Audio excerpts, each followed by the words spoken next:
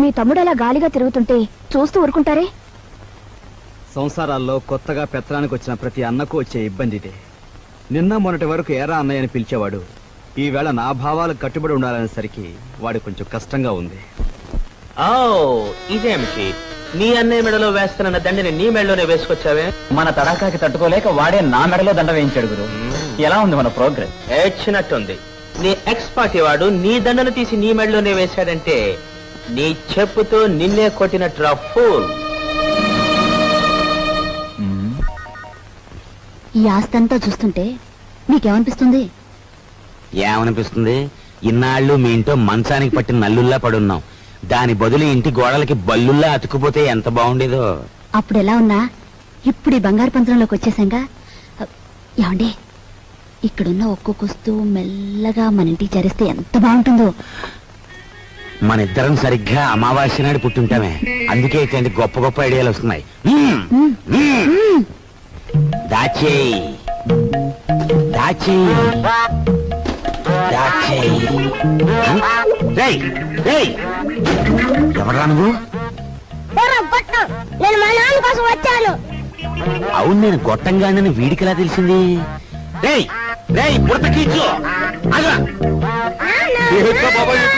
బెట్రా, నువ్వు ఇక్కడికి వస్తే నా పేరు వరాలని భుజంగరావు కాదని అందరికీ తెలిసిపోద్ది. మరప్పుడు చిల్లరలాగా వస్తుంది. ఇదిగో బాబా, ఇదిగో ఈ డబ్బులు తీసుకుని నువ్వు వెళ్ళు వెళ్ళు. డూప్లికేట్ భుజంగరావు గారికి నమస్కారం. డూప్లికేట్ భుజంగరావు ఏమిటి? Non sense. డోంట్ టాక్ అంటే డోంట్ టాక్. తారు డబ్బాలో ముంచిన కుక్క పిల్లలా ఉన్న ఈ కర్రి నా కొడుకు, నీ కొడుకు, అవునా కాదా? ఈ ఇనపెట్లో ఉన్న డబ్బంతా కాజేయాలని వచ్చావు, అవునా కాదా? మీరు విన్నది నిజమే. ఏదో పిల్లలు గలవండి, కావాలంటే ఓ అనావాట ఇచ్చుకుంటాను. అనావాటనా? కొట్టానంటే కొత్తిమీర చట్నీ అయిపోతుంది నీ మోఖం. హలో, నన్ను ఇక్కడికి పంపించిన మా బాసు నాకు ₹10 వాటా ఇస్తా అన్నాడు. కావాలంటే నా వాటాలో 50-50 పావల వాటా ఇచ్చేస్తాను.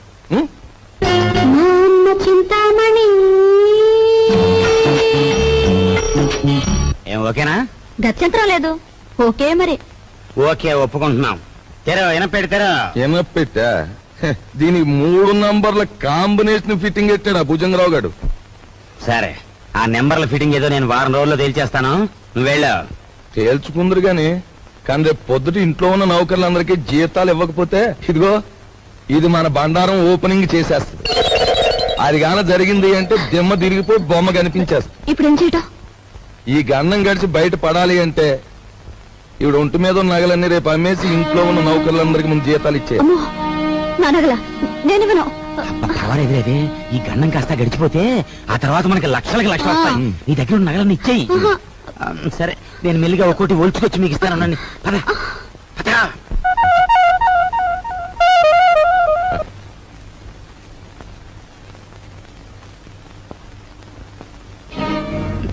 నిన్న తాటాకులు కట్టావు, ఇప్పుడు రా చూద్దాం.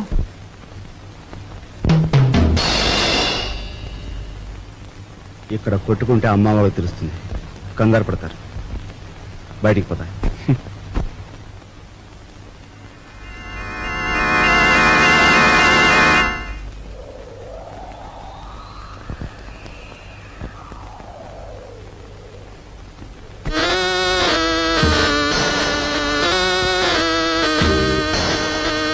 జానీ జింజర్, మా బాస్ లాంటి వాడు. He's my brother. సారీ. అన్న, అక్క, తమ్ముడు ఇలాంటి వరుసలంటే నాకు అసహ్యం. మనని కట్టిపడేసేందుకు పెట్టుకున్న వరుసలు. అన్న, అక్క, తమ్ముడు ఇలాంటి వరుసలంటే నాకు అసహ్యం. మనని కట్టిపడేసేందుకు పెట్టుకున్న వరుసలు. He's Mr Raj, Raviraj. Hello.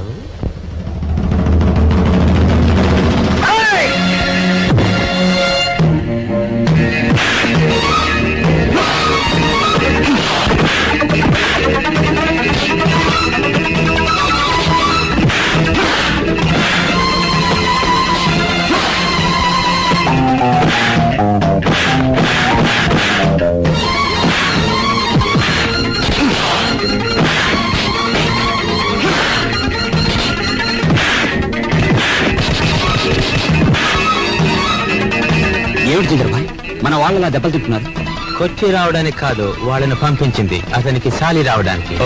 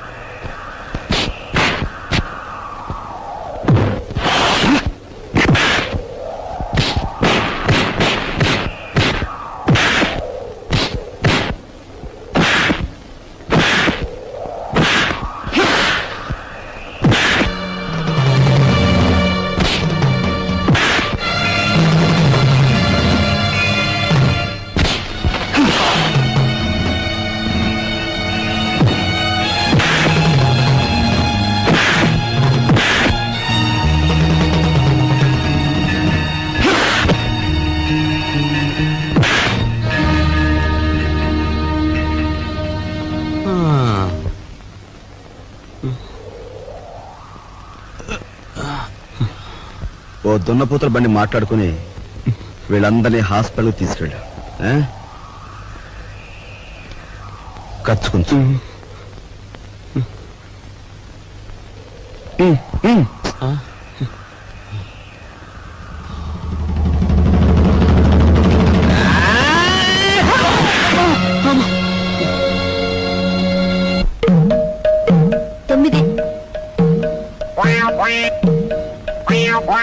ఏడు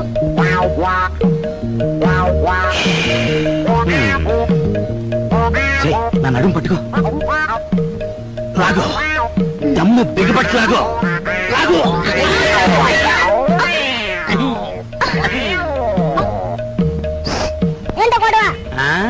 మేమిద్దరం చెడుగుడు ఆడుకుంటున్నాం రా పిల్ల నా కొడక. పడక పడక.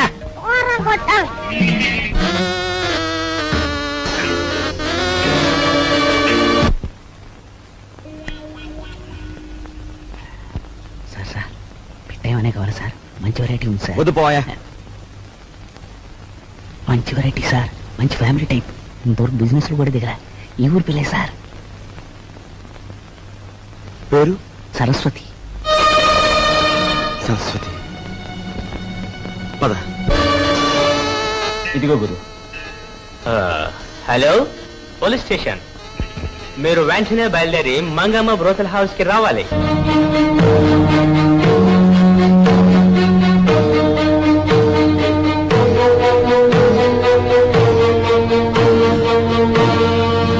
ఈ ఊరి పిల్లన్నావే, ఆ అమ్మాయి ఏది? సరస్వతి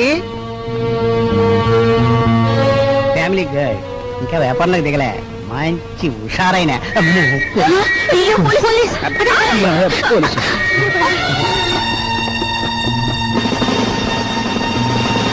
కానిస్టేబుల్స్, ఏనాయనా పిల్ల కావాల్సి వచ్చిందా? సార్ నేను అలాంటి సాని కొంపకొచ్చి సహస్రనామత్యం చేస్తున్నానంటావా? పేరెక్కో వెళ్ళా. ఆగు. కానిస్టేబుల్స్ రాని. ఇది నాకే పోజు కొడుతోంది. Constables van ఎక్కించండి.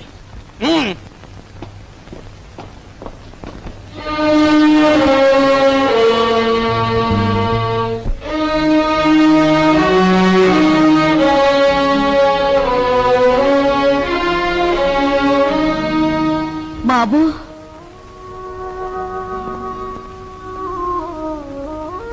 నువ్వెందుకురా ఏదో తప్పు చేసినట్టు తలంచుకుంటావు? నీ సుఖం కోసం నువ్వు సాని కొంపకు వెళ్ళలేదని మాకు తెలుసురా. నీ సుఖం నువ్వు చూసుకునేవాడివైతే మట్టి పని ఎందుకు చేస్తావు? ప్రాణాన్ని తెగించి 8 రోజులు సైకిల్ ఎందుకు తొక్కుతావు? దర్జాగా ఈ అమ్మాయిని పెళ్లి చేసుకుని మహారాజులా బ్రతికేవాడివి. బాధపడుకునైనా లోపలికి పద, స్నానం చేసి భోంచొద్దు గాని. రేయ్, ఒకసారి ఇట్రా. ఏంటి ముసల్దానా? బాలే దర్జాగా ఉన్నావురా. చూసావా నా దర్జాకి మీ దరిద్రానికి మధ్య ఎంత అడ్డుగోడుందో. ఒరే, నిన్ను నేను ఎప్పుడు ఏమీ అడగలేదు, ఇప్పుడు అడుగుతున్నా. ఆ? తలెత్తి ఒకసారి ఆకాశం మీద కుమ్మే. ఉమ్మా? అంతేరా నేను అడుగుతుంది.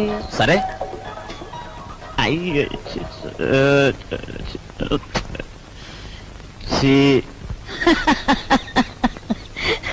ఒరే, ఆకాశం మీద ఉమ్మేయడానికి ప్రయత్నిస్తే అది ఆకాశం మీద పడదు సరికదా, తిరిగి వచ్చి నీ ముఖానే పడుతుందని తెలుసుకో.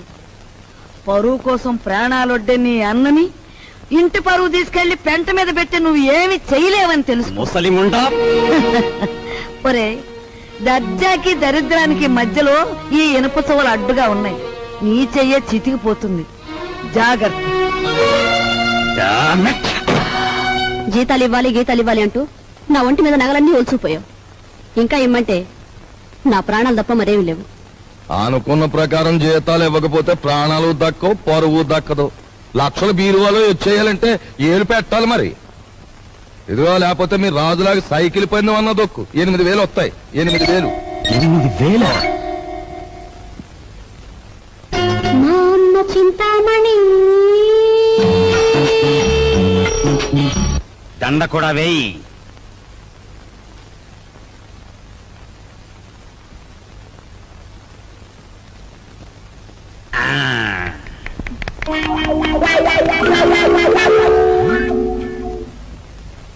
ఏమండి, జనం ఎవరు లేరండి? గొప్ప గొప్ప సినిమాలు మెల్లిమెల్లిగా పికప్ అవుతాయి, ముందు జనం రారు. మనకి అంతే. నీకెందుకు, నేను తొక్కుతాగా.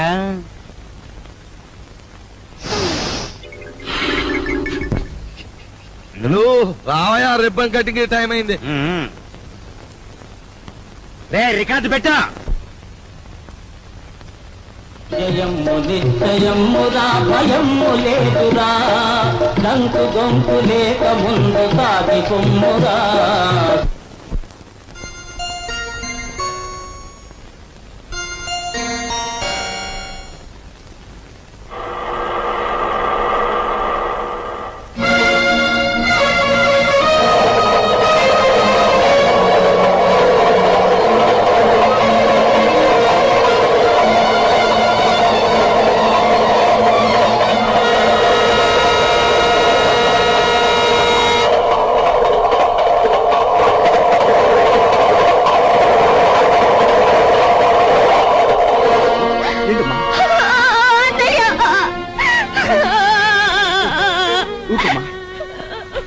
ఏం జరిగింది?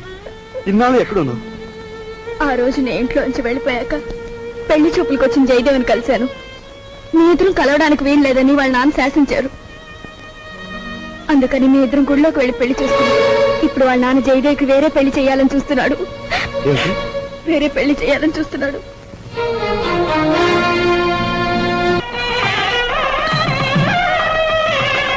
రండి బాబు గారు. పెళ్లి కూతురు తండ్రినే ఉండి పోలీసు డ్రెస్సులో వచ్చినందుకు క్షమించాలి. నా కూతురు పెళ్లి అయినా నేను డ్యూటీ నుంచి రిలాక్స్ కాను. నేరస్తుని పట్టుకోవడంలో నేను ఇప్పుడు ఎవర్ రెడీ బ్యాటరీ లాంటి వాడిని దేశానికి తెలియాలి. That's why this dress. ఏ డ్రెస్ లో ఉన్నా మీరు నా కాబోయే వియ్యంకులు, అది నా సంతోషం. మీకు సంతోషం అయితే మాకు సంతోషమే.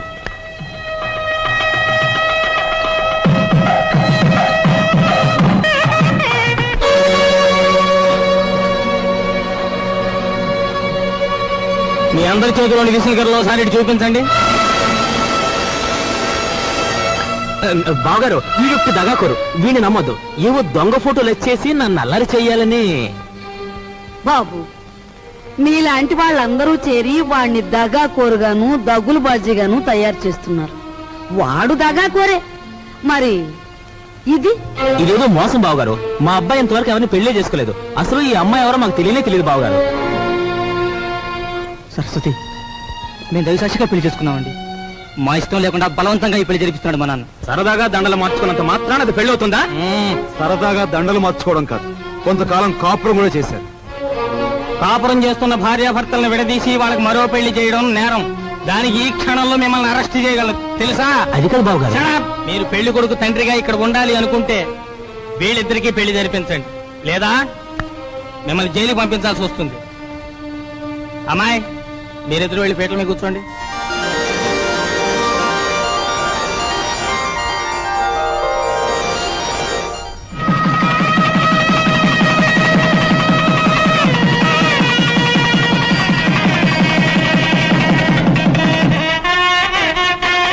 ఒరే నాయనా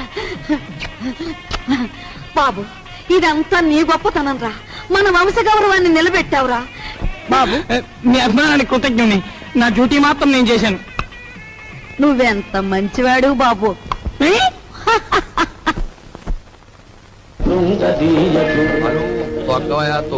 హలో తక్కరా. అమ్మ కుర్రనా కొడక, నీ కూడా లోకు అయిపోయాను. తెల్లారేలోగా నీ నుంచి నీ బాబు నుంచి దొక్కుతాను రా, పేడ వదిలిపోతే. నువ్వు టీ తాగరా.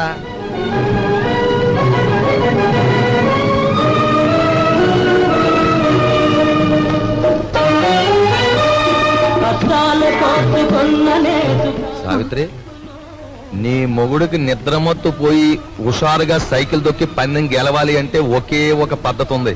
నేను చెప్పినట్టు వింటావా? ఏమిటో చెప్పండి, చేస్తాను. ఏం లేదు, సాచి లెంపకే కొట్టి.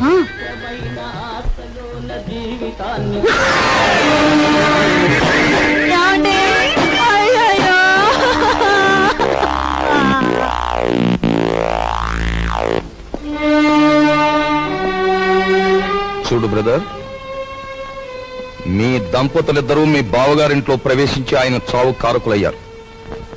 అందుకే మిమ్మల్ని ఇక్కడికి పిలిపించాను. ఇక్కడ మా ఇంట్లో మా సంపదను దోచుకోవడానికి మీరెన్ని ప్రయత్నాలు చేశారో సాక్ష్యాధారాలున్నాయి. వాటితో మా అమ్మాయి మిమ్మల్ని పోలీసులకు అప్పగించగలదు. కానీ అలా చేస్తే పోయేది ఆ ఇంటి పరువే గనక అలా చేయదలుచుకోలేదు. ఆ నగలివు.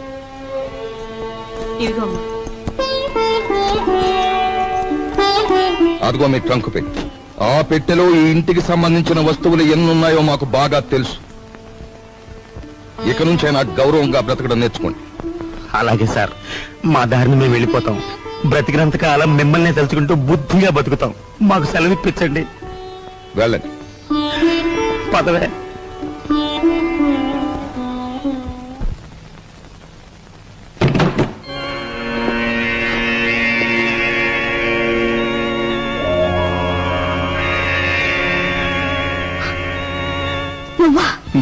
నేనే.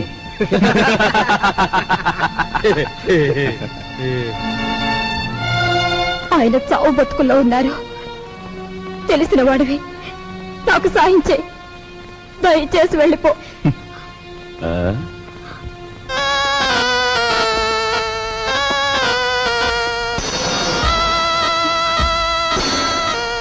Sorry dear, sorry. నాది ఎన్నాళ్ళ కోరికో. గురుదక్షిణ.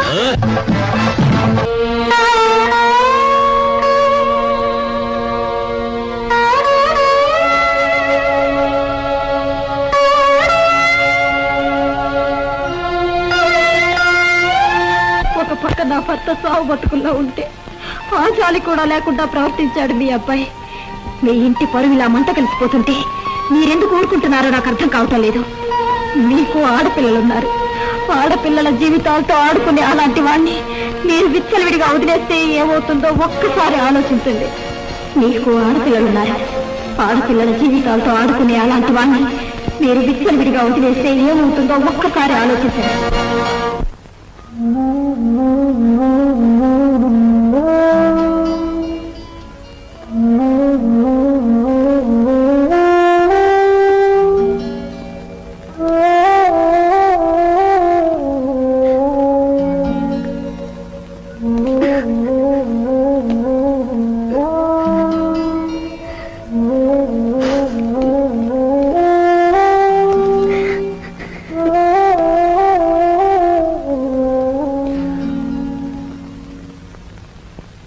చూడమ్మా, ఈ క్యారేజీ మా చిన్నబాబుకిచ్చి మీకు ఇష్టమని మీ అమ్మే స్వయంగా తయారు చేసింది.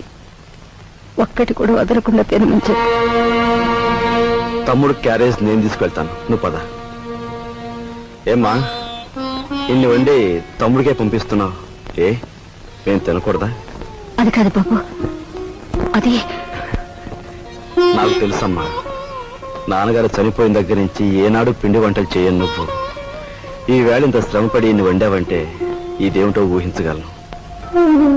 చిన్నవాడు వీధిలోకి వెళ్ళి చెయ్యకూడని ఘోరాలు చేస్తున్నాడు. ఇంటి పరువు బజారుకి ఈడుస్తున్నాడు. అందుకని అలాంటి వాడు చచ్చినా ఒకటే బ్రతికినా ఒకటేనని మనం అనుకుంటాం. తల్లి కదూ, చంపేయడానికే నిర్ణయించుకున్నాం. చూడు తల్లి, వాడు దుర్మార్గుడే కావచ్చు, కాని వాణ్ణి కనిపించింది మనమమ్మా. చూడు, వాడు ఇవాళ ఇలా తయారయ్యాడంటే దానికి కారణం మన పెంపకం కదూ. అందుకని ముందుగా ఆ విషయం మనం తిని తర్వాత వాడికి పెడదాం. ఏమ్మా? పరువే తన ప్రాణంగా భావించిన మీ అబ్బాయి లాంటి ఉత్తముడికి భారీగా బ్రతికి నేను పరమనీచుడిగా తయారైన మీ మనవుడు చేసే ఘోరాలు భరించలేక వాడిని చంపి నేను చావాలనుకున్నాను. అమ్మా, మన ఇంటి సమస్య మన చావులతో పరిష్కారం కాదు. తమ్ముడిని మార్చడానికి నేను ఉపాయం ఆలోచించాను. ఏమిట్రా అది? చెప్తాను. వాళ్ళు వస్తున్నారు, మీరు బయలుదేరండి. వెళ్తామా పదా.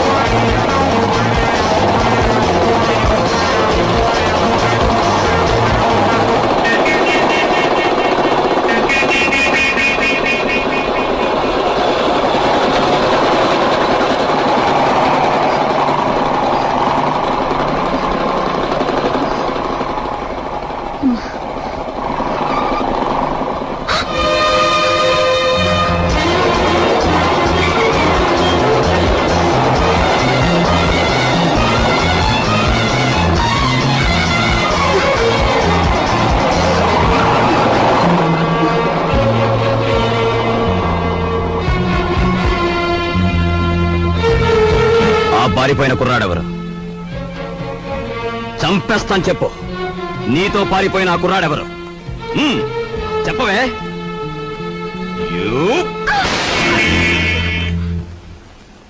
ఆ సంగతి అడగటానికి నువ్వెవరు? ఎవర్నా? సమాధానం చెప్పకపోతే పళ్ళు రాలగొడతాను. అప్పుడు తెలుస్తుంది నేనెవరినో. చెప్పు, నీతో చేయి కలిపి నా కుర్రాడెవరు? ఏమిటి నా మీదేదో అధికారం పెద్దరికే ఉన్నట్టు అలా దబాయించి అడుగుతున్నావు? నీకు సమాధానం చెప్పాల్సిన అవసరం నాకు లేదు. ఎందుకు లేదు? నేను నీ అన్నయ్యని. అన్న, అక్క, చెల్లెలు ఇలాంటి వరసలంటే నాకు అసహ్యం. అధికారం చలాయించేందుకు పెట్టుకున్న వరసలవి. మర్యాదగా వెళ్ళు, లేకపోతే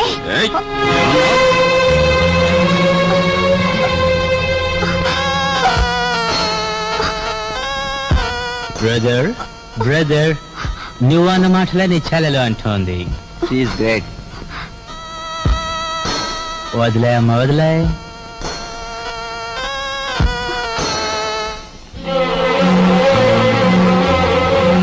చూడు బ్రదర్, ఆ వేళ ఆ పిల్లని అనుభవించే గురువు అన్నట్టు తోసావు. ఈ పిల్ల నీ చెల్లి అని సెంటిమెంట్ ఉంటే కాసేపు అలా పక్క తప్పు. అది నీకు మంచిది, మాకు మంచిది. నా చెల్లి నేను చేతురా ప్లీజ్.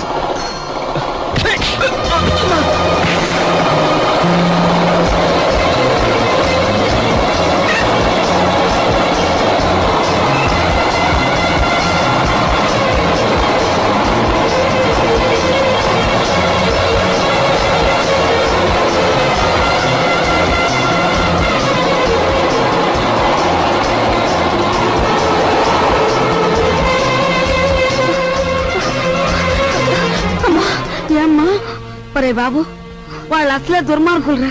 వాడిని ఏం చేస్తారో ఏమో. కాస్త నువ్వు వెళ్ళు బాబు. నాయనమ్మ, వేడిగా ఉన్నప్పుడు బొగ్గును పట్టుకుంటే చేయి కాలుతుంది, ఆరిపోయాక పట్టుకుంటే మసి అవుతుంది. అలాగే ఆ దుర్మార్గులతో స్నేహమైనా శత్రుత్వమైనా ఎంత ప్రమాదకరమో వాడికి అర్థం కావాలి.